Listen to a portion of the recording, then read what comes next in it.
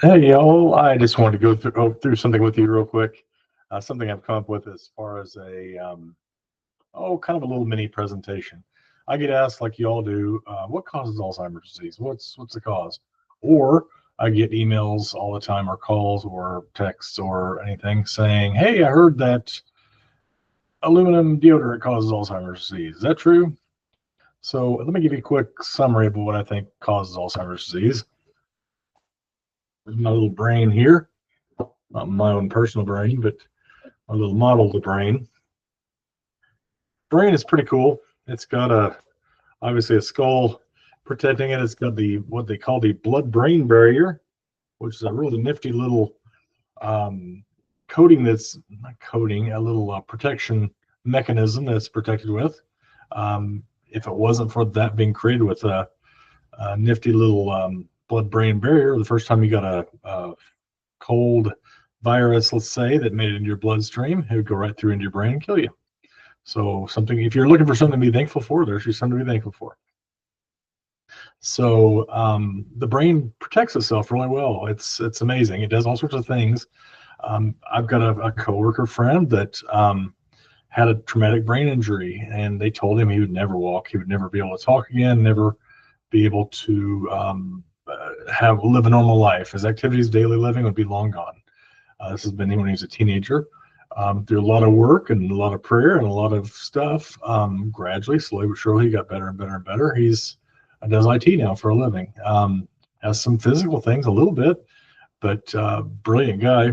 His brain basically just did workarounds. It fixed things. It created different pathways, stuff like that. So this brain is designed to fight off stuff like this until it's not.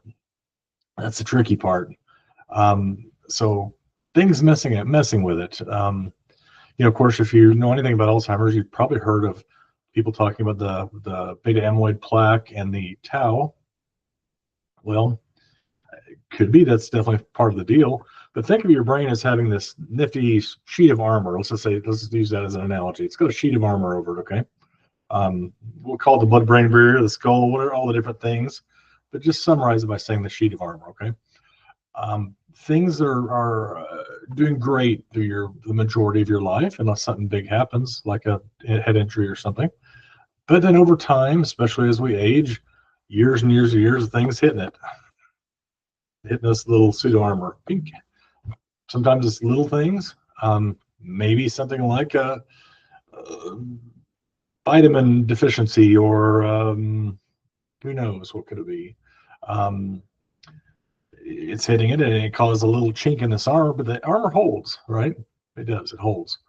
But then something worse happens, or over time, it's having trouble from the inside of the armor.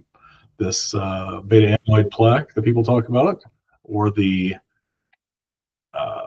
tau, or the other people talk about vascular disease, the veins.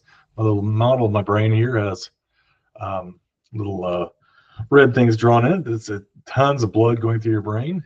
Vascular issues are real common, especially the vascular dementia. So everything that's happening to your brain all along, chinks in this armor, pink, pink, pink, pink, pink. Then something big happens. Let's say you have a TIA, a mini stroke, or let's say a head injury, or let's say a heart attack, or gosh, you name it. There's a bunch of different things in your body that can affect your brain too.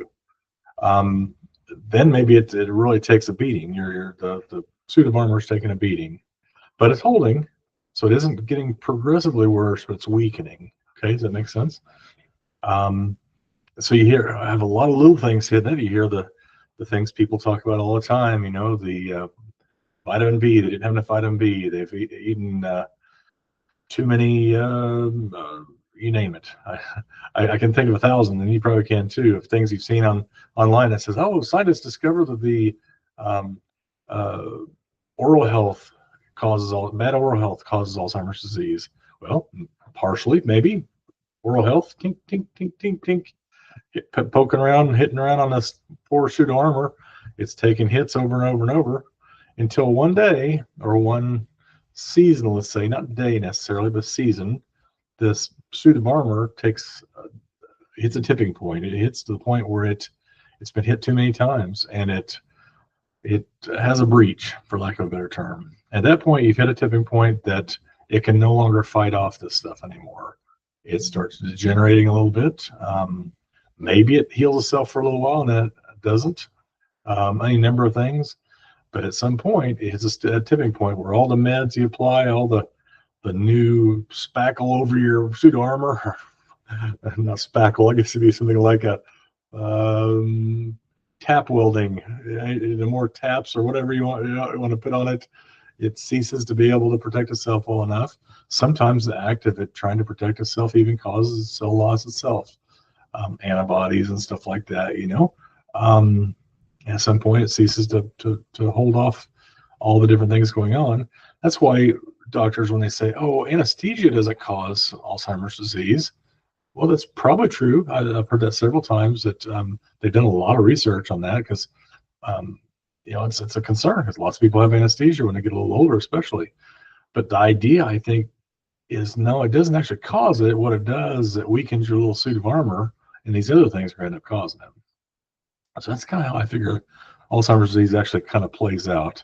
And over time, it gets worse and worse and worse. Cell death happens. And then all the things we've talked about in the past, pneumonia, because of swallowing issues, inflammation, mitochondrial issues with blood sugar.